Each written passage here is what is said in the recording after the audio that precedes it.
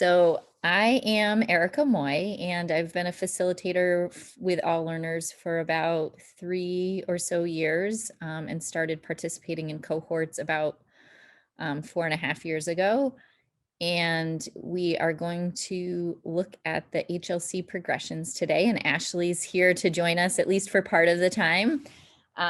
She has been working on this. It's something that the northern, or basically better labeled as Chittenden County or Greater Chittenden County area, cohort started last year.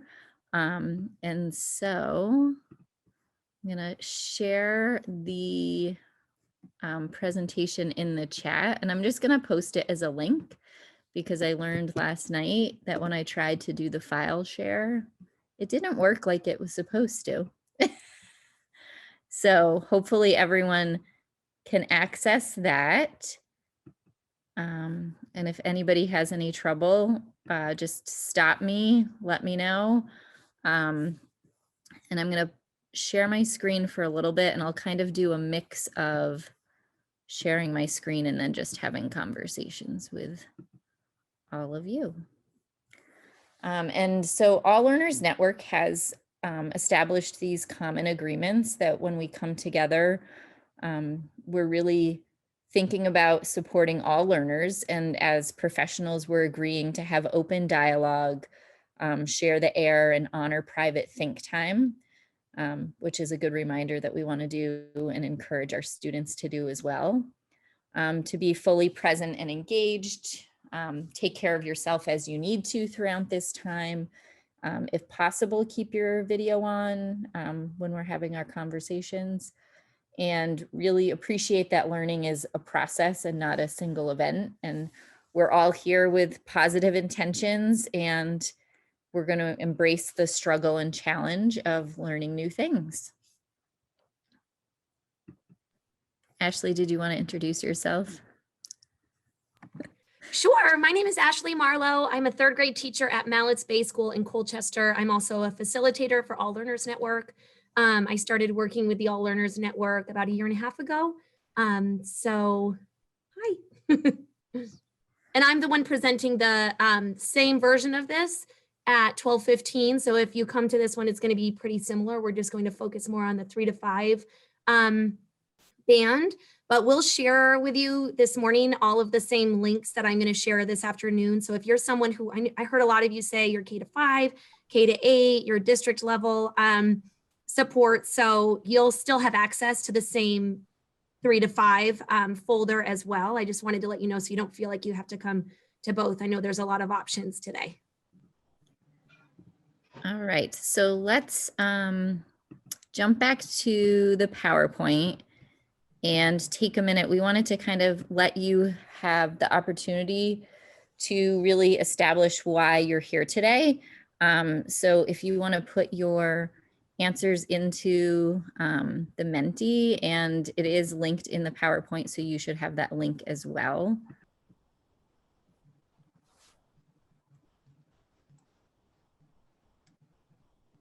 We'll give it just another minute for people who are still adding their responses.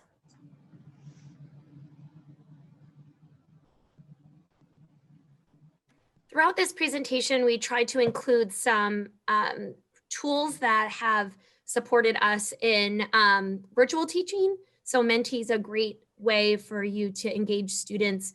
And there's a couple of different ways. If you're not familiar with Mentimeter, you can do this fun word cloud thing. There's a few different ways that students can respond, and then it will take their answers and make it a cool visual. So we're going to use this in Jamboard today just to feature some virtual learning tools that you might use or that you might share with teachers if you haven't seen them before. A lot of people want to focus on learn. They're here to learn, to collaborate, and for learning. So those are hopefully pieces that we will work on together and you'll walk away with. So we are going to look at the high leverage concepts learning progression document, which has been drafted, and make connections with other educators about using the high leverage concepts and All Learners resources. and think about how you can move forward and implement instruction using these documents. We really want you to walk away with something that's useful that you can take with you and put into practice after you leave today. So first off, some of you might be familiar with the high leverage concepts and high leverage assessments that have been developed by All Learners Network. If you're not, I'll just give you a brief overview. So the high leverage concepts have been developed and established as a way to really focus and target what's most essential for every student to leave their grade level understanding, so that when they get to the next year, that they have an access point and a foundation so that they can access the next year's math understanding. These are really meant to target your instruction and to be what you're guaranteeing for students, with the understanding that you're still teaching all of the Common Core standards for that grade level, and your students are still being exposed to the other standards, different models.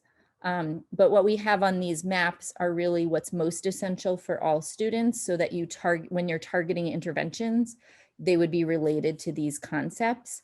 And we have models on the maps that are really the models for intervention have been what's been proven with students to be most effective for them in gaining that conceptual understanding. So I just wanted to give you some time here to go ahead and explore the All Learners website, which is linked in here, to explore the high leverage concept maps and the assessments that are on there. There are also assessments for each grade level that are targeting and assessing and checking in on these specific concepts. Ashley, is there anything that I missed? I don't think so. I just think it's important, if you haven't heard of the high leverage concepts, just take a quick peek at those to make sure that this is the 3 to 5 document, but they're linked right down in the bottom left corner there. It brings you to the All Learners Network website to see the high leverage concepts and then the high leverage assessments, just to make sure before we move into the progressions that you're aware of the high leverage concept for the grade level that you're going to focus on today, because the progression documents were written based on the high leverage concept at the given grade level. So if you're not familiar with the high leverage concept for, say, second grade, just make sure you take a quick peek at that so you know what we're talking about when we move into the progressions.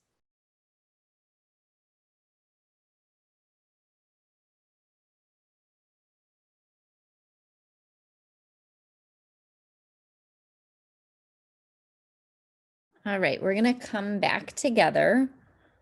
And if anybody has any questions about the high leverage concepts as you looked at the maps, I just wanted to give you guys a minute to ask those now.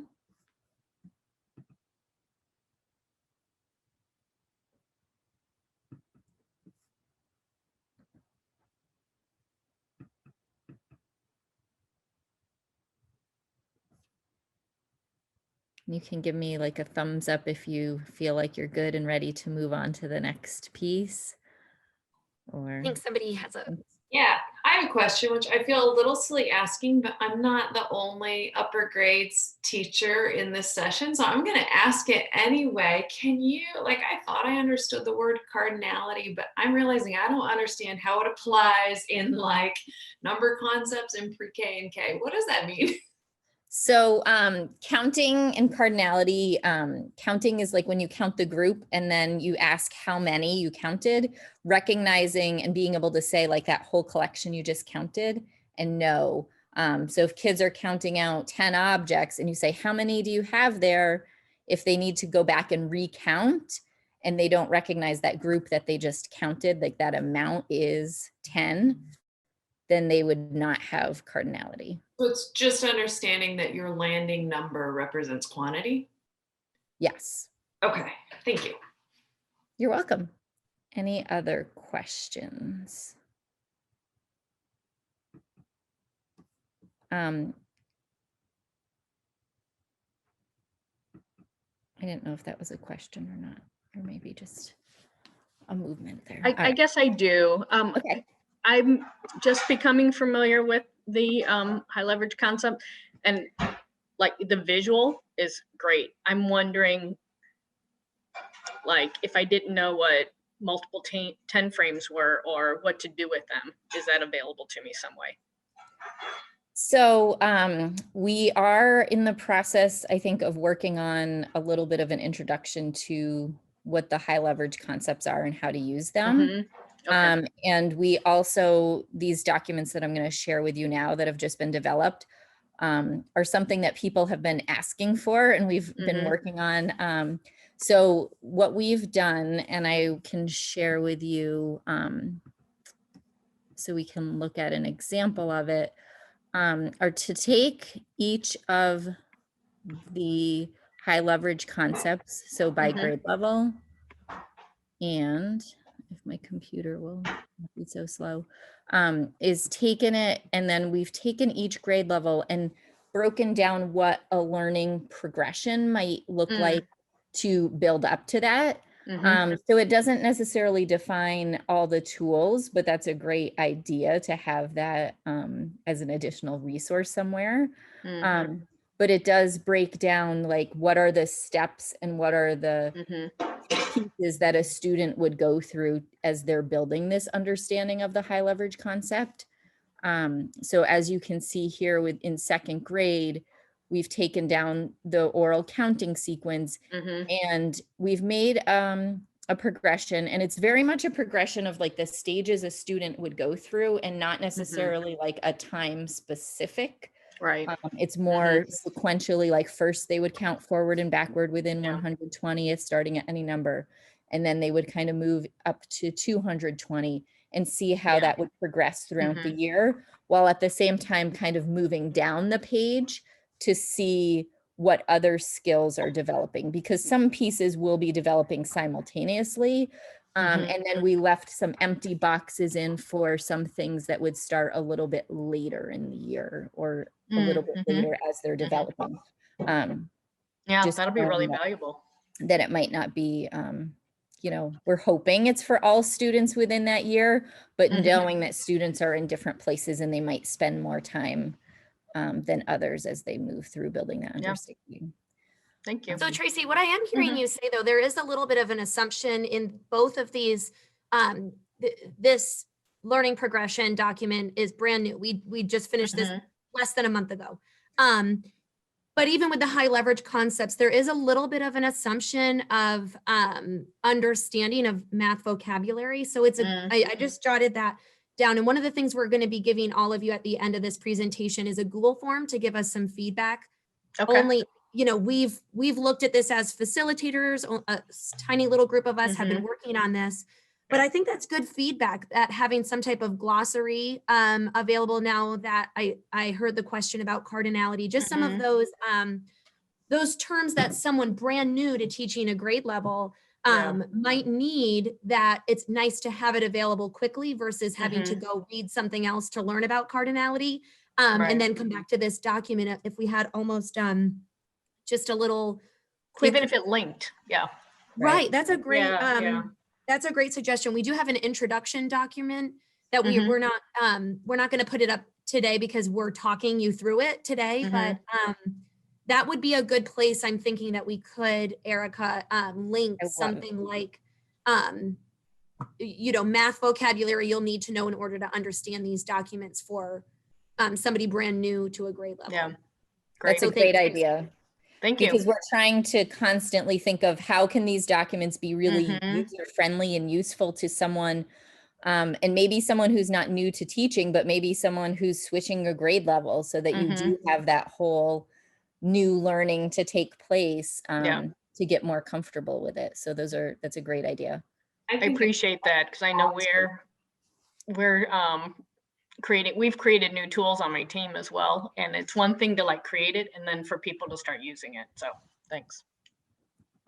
I was just saying a very specific context specific glossary would be super helpful, because you read it and you feel like I was reading that for kindergarten, feeling like I know all these words and yet I don't somehow. Well, and I Well, think and that's even very, even as an elementary level, somebody who teaches, fifth grade may not really be having conversations about cardinality anymore. So it's not like it's even somebody who worked at the high school level and then is coming down to kindergarten. It's if you're not working in that grade level, I teach third grade, so I'm living in multiplicative reasoning, but working on these progressions, I needed to do so much research about fractional reasoning as we were working on the grade 5 because I don't live in it every day. So I think that's a great suggestion, just knowing that not everybody's working in the grade level they're most comfortable with. And we want to try to make these resources useful for people, especially in that first 2 years when you're learning a new grade level content, to have something to live off of as you're planning your intervention. and I think to add on to that, also another hope and plan for these documents is that as people are working, and if you're working as a special educator or interventionist, and you have those students who you might have to go back one or more grade levels to really help plan for those students, that having that glossary and information for people who are using them in a different context. Yeah, thank you. So I'm going to put you guys into breakout rooms. I'm going to just pop up on here. Can you see the website, or did you lose me? Okay. So It's the folder. We can see the folder. Yep. So you'll see a folder, and you can pick which grade level or grade levels that your group wants to look at. We have pre-K to second grade in this folder. Really, if you are in a group and you really want to look at the 3 to 5 folder, that's also linked in there. So just because our focus is on pre-K to 2 right now, don't feel like you should restrict yourself if you have time or have a strong need to look at that. And in here, you can just open up whichever grade level you want, and really you'll see what we've been working on. And we just want you to have a conversation around that as a group.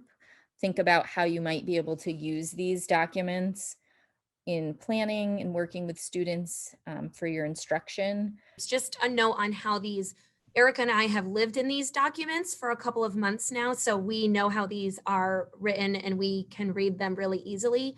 But what we're really looking for today is feedback on readability for fresh eyes, people who haven't seen this before. Our goal was to include the high leverage concept at the top for that grade level. And then you're reading the document both left to right and top down. So left to right moves starting in beginning of the year around September, moving into where we would expect students to demonstrate understanding by June. But it also starts from top down. So if you're looking right now at the kindergarten, starting with rote oral count sequence would be what you would be working on at the very beginning of the year. And then you would move into subitizing, counting objects to determine cardinality. A lot of these in the pre-K to 2 are happening simultaneously. So in this particular session, a lot of these would be things you'd be working on at the same time. But if you do choose to look at the 3 to 5, when we move into multiplicative reasoning and fractional reasoning, it's a lot more sequential how those concepts are built through models. So just be aware of that as you're looking at the documents. And when you come back together, we're going to ask you to share how you envision using these documents, how you envision using the high leverage concepts, how these could be beneficial for you. Part of that is for selfish reasons, for us to make sure that these documents are going to be able to be used in a way that's beneficial to teachers and interventionists and curriculum leaders. But we're also asking for you to take some notes on what do you notice any issues with, what are, down to spelling errors. We think we went through and fixed all of the formatting, but like I said, we literally finished these up a month ago.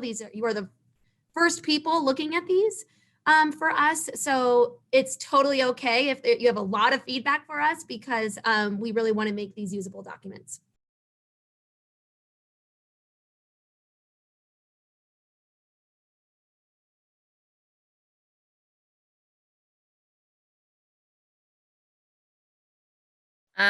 The rooms that I went into, it sounded like there were some amazing conversations going on. All right, so let's take a couple minutes and you can add something to this Jamboard and take a minute to look through some of those ideas. And then since we have almost 20 minutes now, we still have some time to kind of have a conversation too, because you guys really had a great conversation. So let's take like 3 minutes to do the Jamboard. If Jamboard is new to you, when you click open that link, it's going to be just a blank slide with the question on it. We're really looking for how you plan to use these documents, either in your intervention, whole group instruction, however you best see using these documents. And on the left side, there are a few tools you can click on. You could draw or write if you have a touch screen, if you'd prefer to do that. But with so many of us, and if we want to be able to see everything on the same one, the easiest way to do it is click the little Post-it note picture. It comes up like a text box and you can type your thoughts in there. There's an example right there. It doesn't have to be a complete sentence, just a couple of ideas. And at the top, there's a plus sign. If you run out of space, you can add a page. So just let us know. You can private message us or raise your hand if you need help with the Jamboard. We can share our screen if you need it.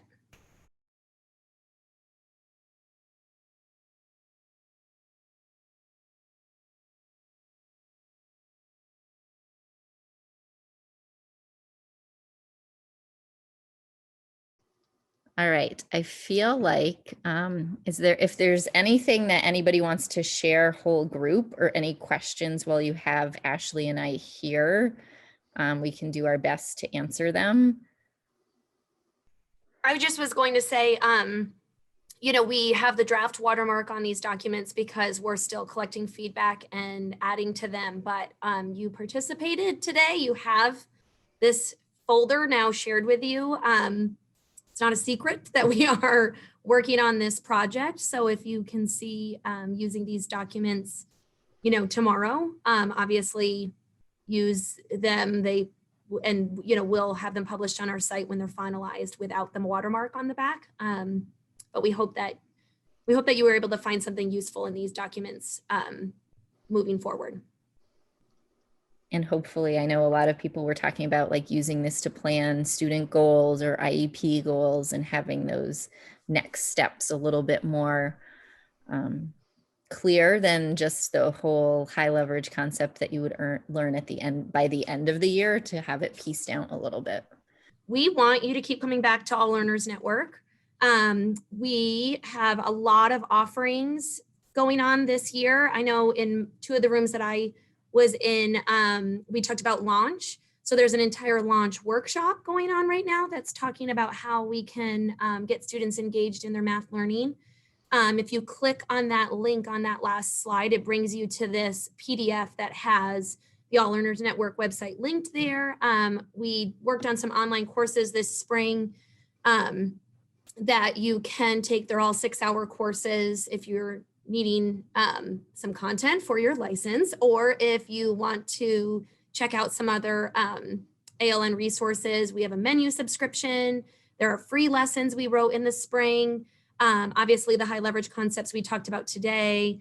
We maintain a blog, and there's also a community discussion forum where teachers and education leaders, not just in Vermont, are sharing resources that are supporting their students. That's all we have for you guys today. If you want an extra little bit of time for your lunch and take a break, by all means, feel free to. If you want to stay on, I'll be here if you have any other questions or thoughts that you wanted to add. But thank you for joining us today.